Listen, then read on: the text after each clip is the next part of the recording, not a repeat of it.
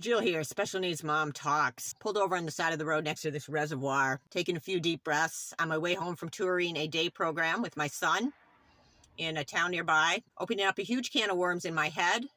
But walking through that, I had a lot of anxiety going into it. What are they going to be doing that's going to piss me off, that's not honoring the mind, body, spirit of these beautiful souls that they're working with? Well, I learned a lot.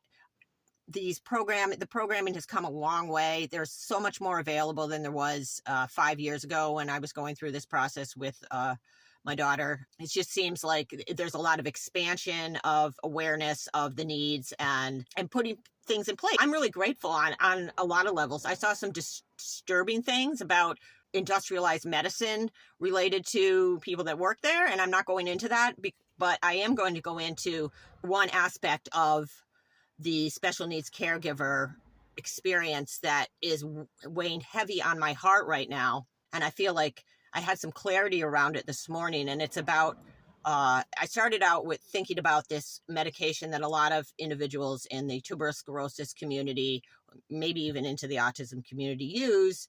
And it's called Epidiolex. And what it is a purified form of CBD. Now, that might sound wonderful that we have this pharmaceutical that's gone through all the FDA hoops, and that is CBD, and it's CBD isolate purified. And many people have been helped by it, and many people have been maybe not helped by it. I think overall the doctors and the scientists that put it in place thought this is the only way we can get this CBD thing past all these regulatory things, because cannabis is quote unquote dirty with all the freaking cannabinoids that actually do help.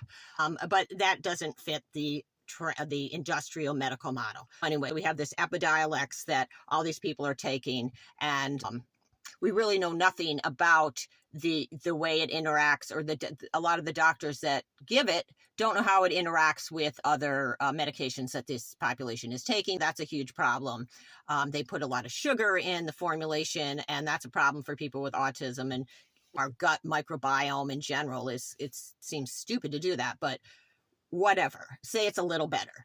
My problem with the whole pharmaceutical issue, not that they're all bad, because I think they target specific things, but what I think is happening, and I am obviously not the first person to say this, it's that we're not talking about the shadow elements of these medications, of not kind of following nature and this plant that's been around for so long and has helped so many. And the only way that we could get it to be used by the majority of people, that where doctors would even consider it, is to bastardize it, basically, to take the energetics out of it, to take the parts that make it like a spiritual, like an amazing consciousness, to take it away. And I think that's what is happening in society in so many ways. With the AI and whatnot, we're trying to understand from the outside in what I consider a divine spiritual experience. It's just not possible to take that and to put it into a pill that treats one thing and think that there's not going to be downstream long-term side effects from doing that. So that the one organ that you're treating, or the one